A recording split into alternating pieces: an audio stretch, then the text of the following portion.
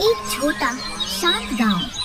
यहाँ हर सुबह सूरज की किरणें उम्मीद लेकर आती हैं, पर कुछ लोगों के लिए ये उम्मीद अंधेरे में डूब जाती है।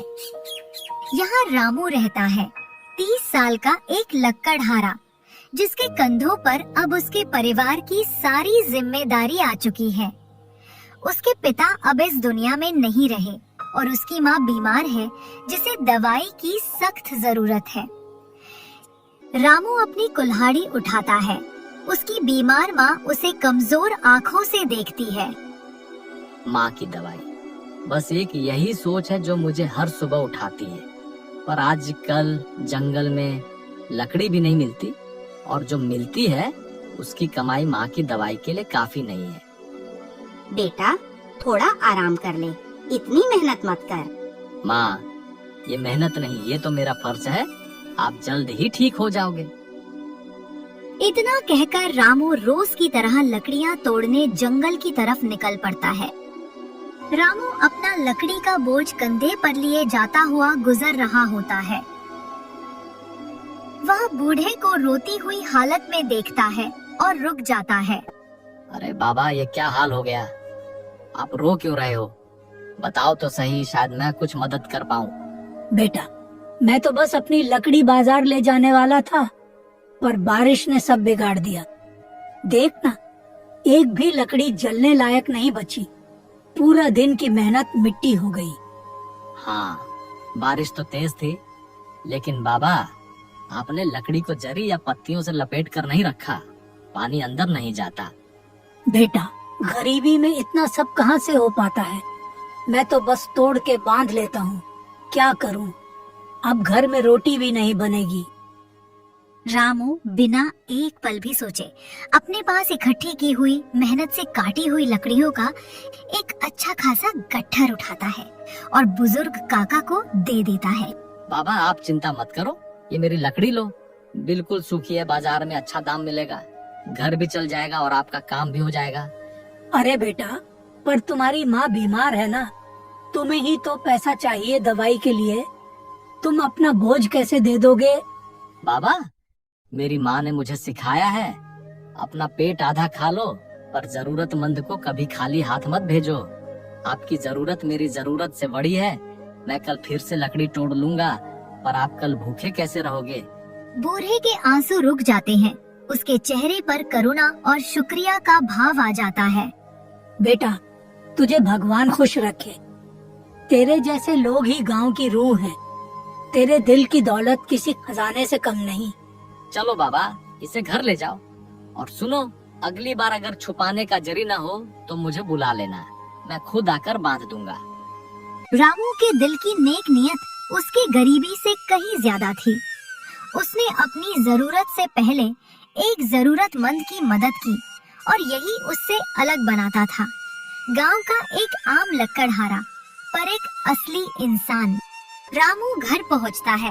उसका दिल खुशी से भरा है कि उसने एक जरूरतमंद की मदद की, लेकिन घर पर उसे एक नई चिंता मिल जाती है। बेटा, तू वापस आ गया, पर तेरे पास लकड़ी नहीं है। दवाई की शीशी भी खाली हो गई है। माँ, अब मैं क्या करूँ? दवाई के पैसे नहीं है। मैंने सारी लकड़ी एक गरीब बाबा को दे दी। तूने बहुत अच्छा काम किया बेटा, पर अब दवाई का क्या होगा? रामू दुखी होकर बैठ जाता है। अगले 2 दिन तक तेज बारिश होती रहती है। रामू कमाई नहीं कर पाता और माँ की तबीयत और खराब हो जाती है।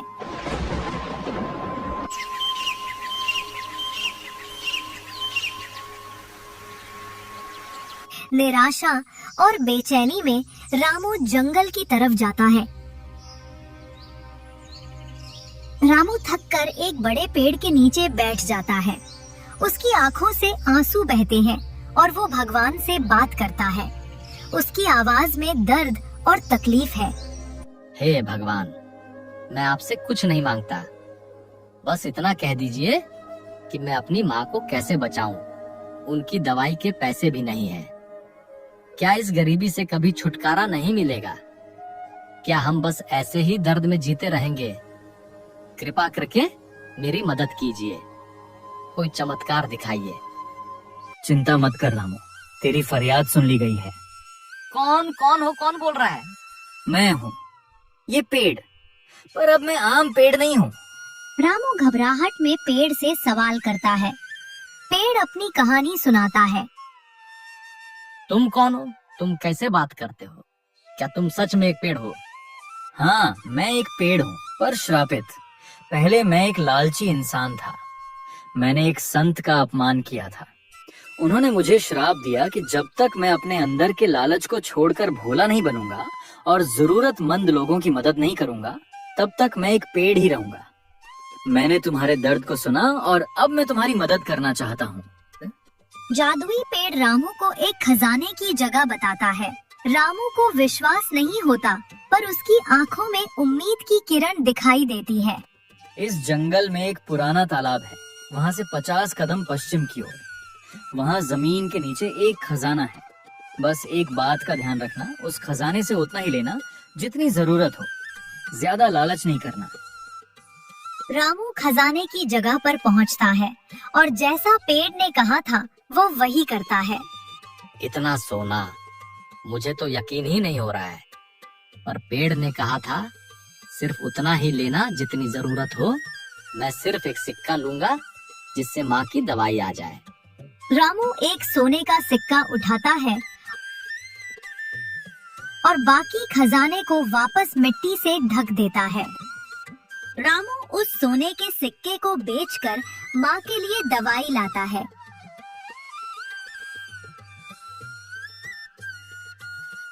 रामू घर आता है, उसकी माँ बिस्तर पर लेटी है।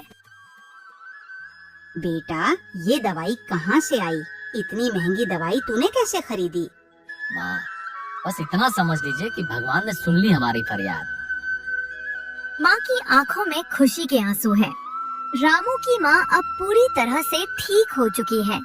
रामू अपने पड़ोसियों के घर जाता है, जिन्होंने रामू की माँ की बीमारी के दौरान उनकी मदद की थी। रामू उनसे मदद के बारे में बात करता है।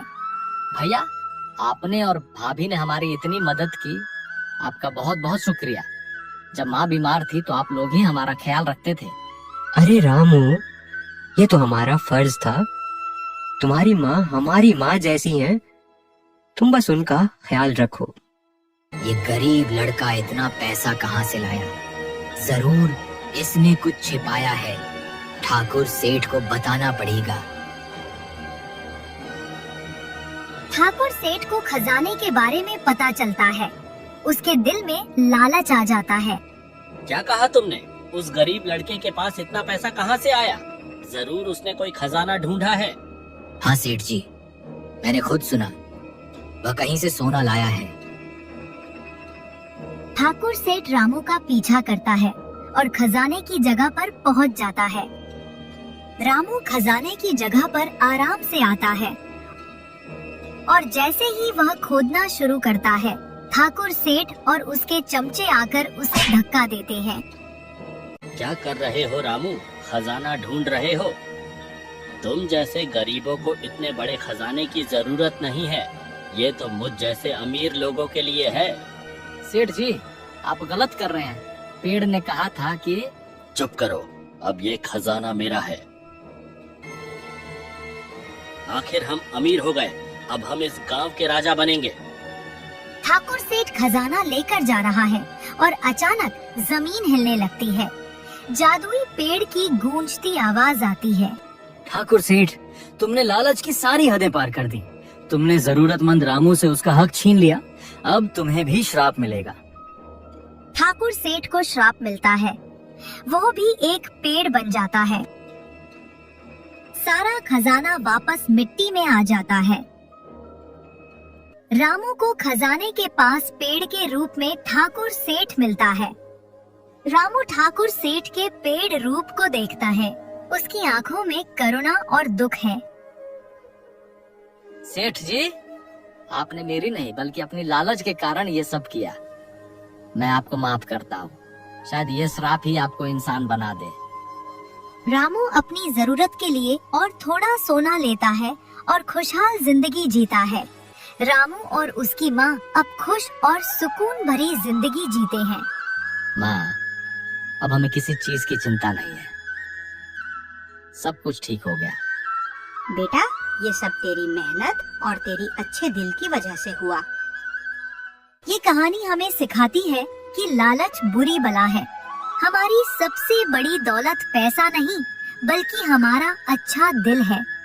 लालच का अंत हमेशा बुरा होता है और नेकी और सच्चाई की हमेशा जीत होती है।